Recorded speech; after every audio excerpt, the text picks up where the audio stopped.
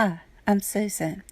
Today I'm going to be making a writing journal, and I took some of these pretty papers that I had gotten for fall, and I'm going to do this for the month of October.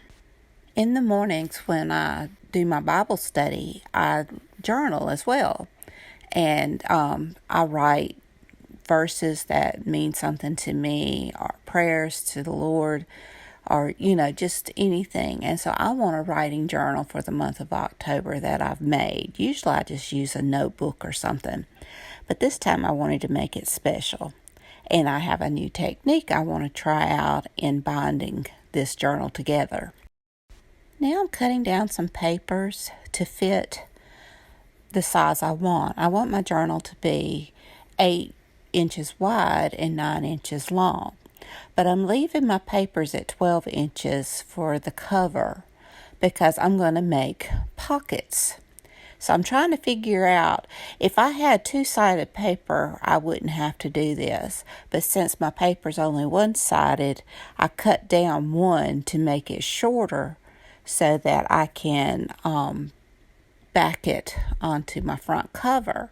Then I'm going to flip the bottom up the 3 inches and make a pocket. And that'd be perfect for like keeping my church bulletin, which has our prayer list on it, and anything that I feel like I need to hold on to.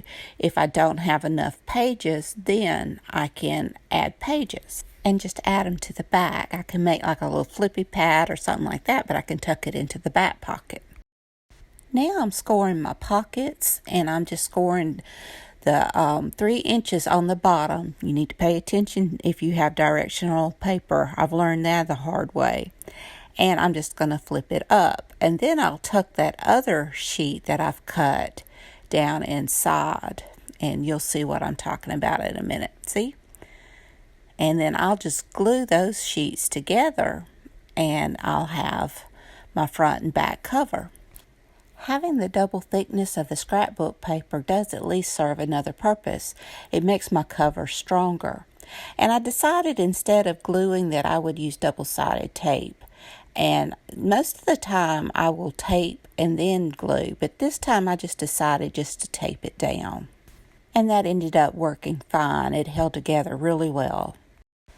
And I can't remember the name of this tape. I ordered it off of Amazon, and it came with different sizes, and it's not bad tape. Now, I really like the score tape, but I was able to get all of my tape for the same price as just one score tape. So to me, it's good enough to work without having to spend so much more expense. And I really like it. The only difference I really see from the score tape is when you tear it. It doesn't always want to tear straight, but that could be me. That could be user error. But I'll just burnish it down once I get my tape on, and then I'll peel it back using a pokey tool from my Cricut.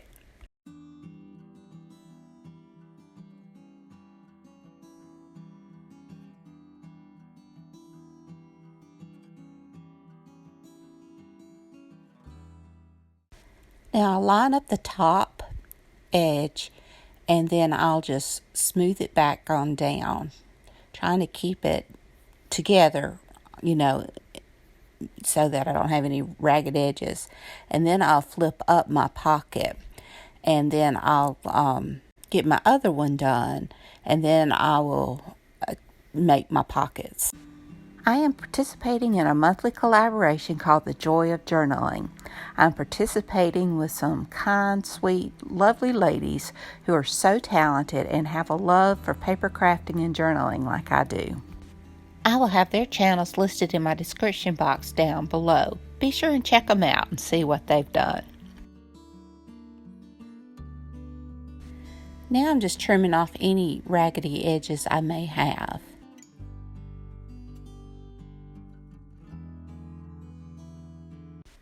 Before making my pockets, I score on each side 1 inch, and that makes my spine.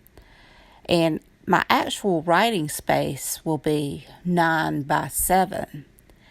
because that you need that inch to attach your pages in.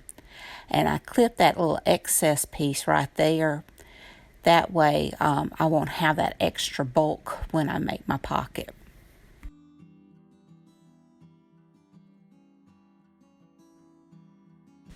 Now I go ahead and burnish really well my inch score line, because you want your book to be able to open and close and do that easily. So I go ahead and I just work it back and forth to just kind of loosen it up.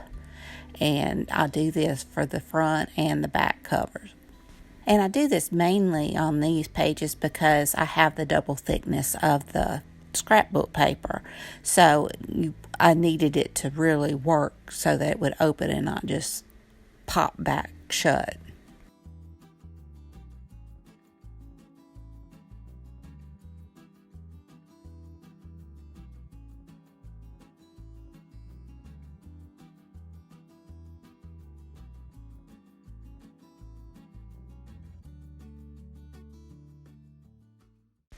Now I use my art glitter glue and I just do a thin line along the edge, because that way it's strong, it dries quickly, but it'll give me enough strength for the stuff to stay in my pocket. And I just do this on both edges, and this doesn't take up as much room. The glue gives me more room in my pocket, where if I taped it, it would be a wider edge.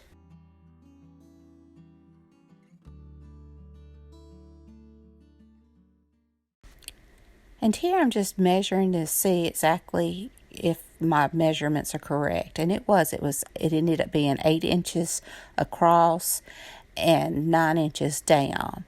And 1 inch of that will be the spine. Now I'm just going to cut down some papers for my book. I'm not going to decorate it too terribly much because I need it to be flat, because it is a writing journal.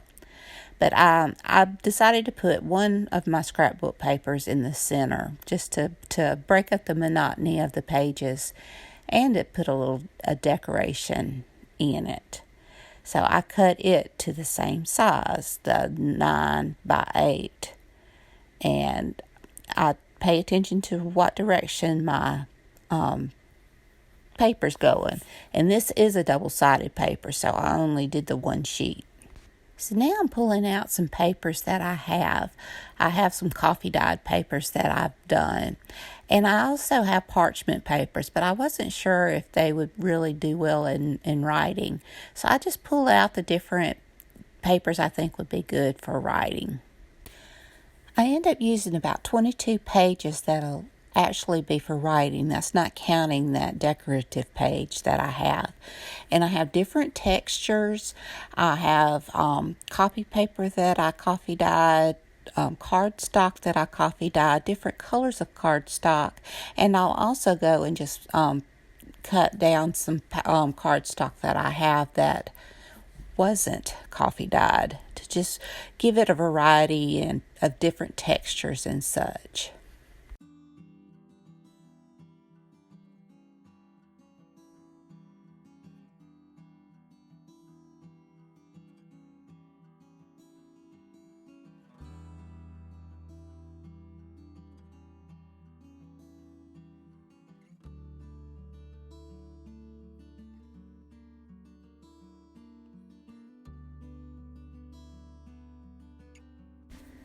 Now I'm just cutting it down, and I want it to be a little bit smaller than the 9 by 8 because it's going to be inside.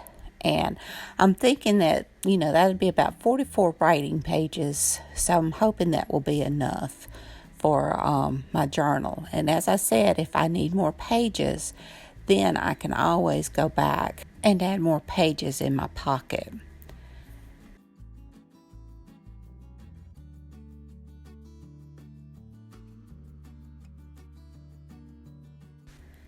Now I'm going to arrange my pages in the order that I want them to be in. And I just, sporadically just stick them in and make it look interesting. Now that I got them organized the way I want them, I add my covers onto my book. Make sure you check that direction. And I'm going to use some big clips to hold it together.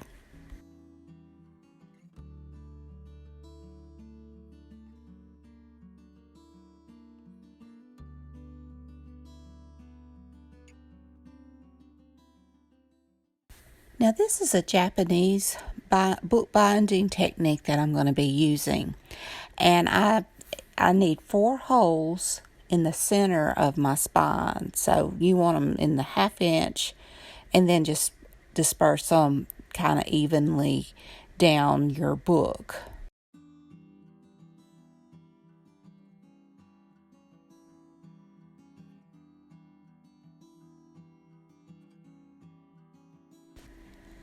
So now I'm just going to go down and put a dot where I want my holes to be.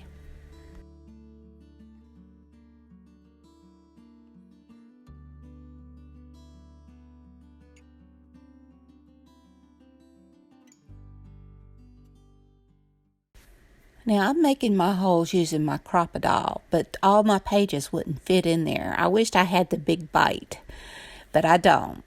And you can use an awl if you don't have a crocodile. You can just use an awl and make your holes.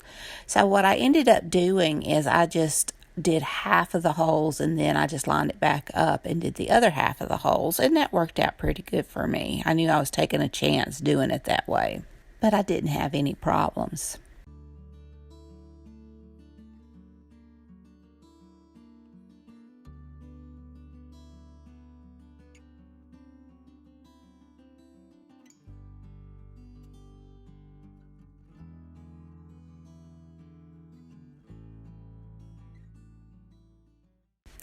So after I got my first 1/2 of the pages done, I lay them down on top of the other 1/2 of pages, and I just draw out the circle where my holes are so that I can get it lined up as neatly as possible.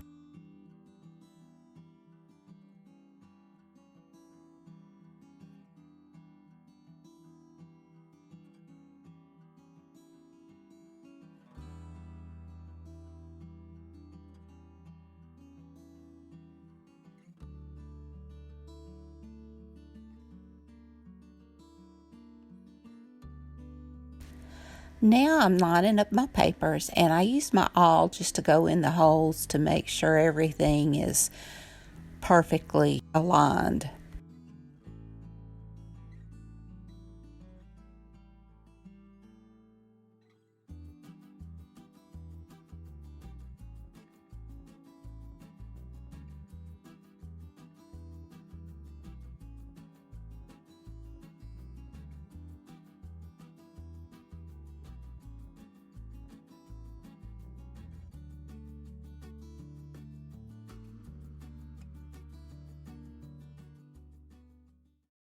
And once I've got everything aligned like I want it, then I add my clips back on so that I've got that hold as I do my sewing. Now I used embroidery floss to do my sewing, and I got me a long needle, and I picked a color that went with my paper.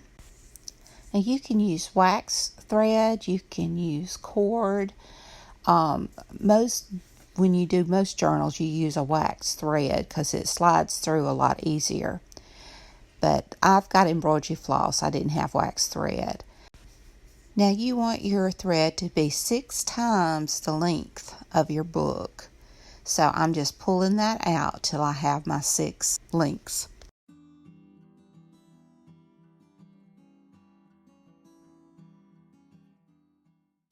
Now you want to thread your needle, and you want to go halfway into your book, and you want to bring that thread up to the front of your cover in the second hole from the top. And you want to leave a good size tail so that you'll have something to tie off with at the end. And you want to clip back down your pages so that it'll make your sewing a lot easier. Now you want to go all the way underneath and come back up through that same second hole. And you want to go down through all the pages into that third hole. Wrap your thread back around and go back down again in that third hole. Now come up into your fourth hole. Wrap it around and come back again in that fourth hole. And this time you want to wrap it down to the bottom and come back in that fourth hole.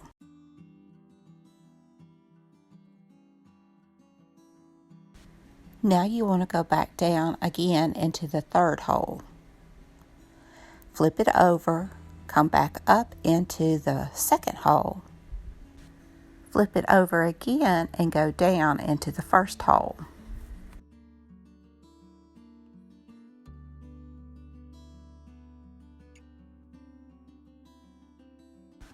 Wrap it around and go back down in that first hole again.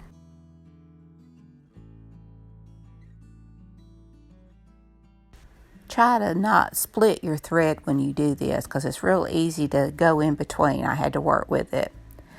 Now you want to take it and go around the end of your book like you did on the other end and come back up that first hole. And now you want to go back down into that second hole and bring it where you started at that half page part. Now you want to make sure your thread is pulled tight everywhere it needs to be. And you see here it pulled up off that end and I had to pull it back down. And I'm trying to figure out which thread that is.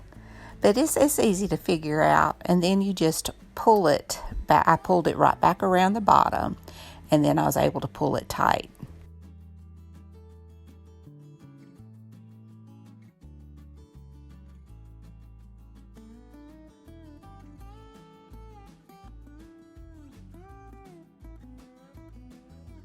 Now I'm just checking to make sure everything's tight as it should be.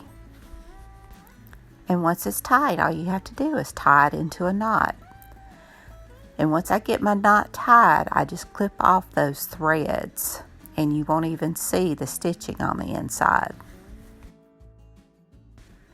And here's how it turned out so far. I've really enjoyed doing this. This was a lot of fun. And there's all my pages and it's in book form and it folds over as it should. Pull my thread. Now I'm going to decorate my front cover and I'm just going to keep it simple. Some of my scrapbooking paper had these cut aparts. So I cut apart some of the pictures on the front and it said October, which was perfect since this is my journal for October. And then I picked this other picture to also put on it and I just glue it down and make it look cute. But it also was flat so I didn't have to worry about it when I was writing on that side of the book. And I do distress my edges with the distress ink in a vintage photo.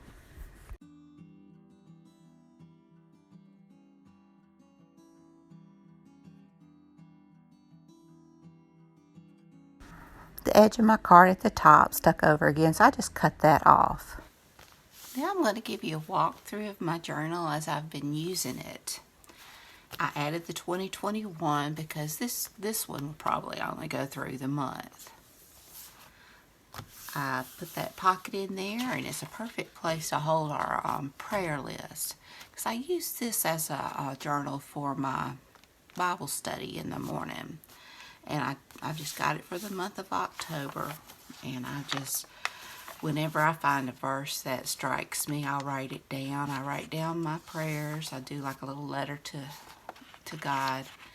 And as I'm praying, the Lord will show me things in the Bible as I'm reading my Bible and doing my Bible study. And I'll write it down. I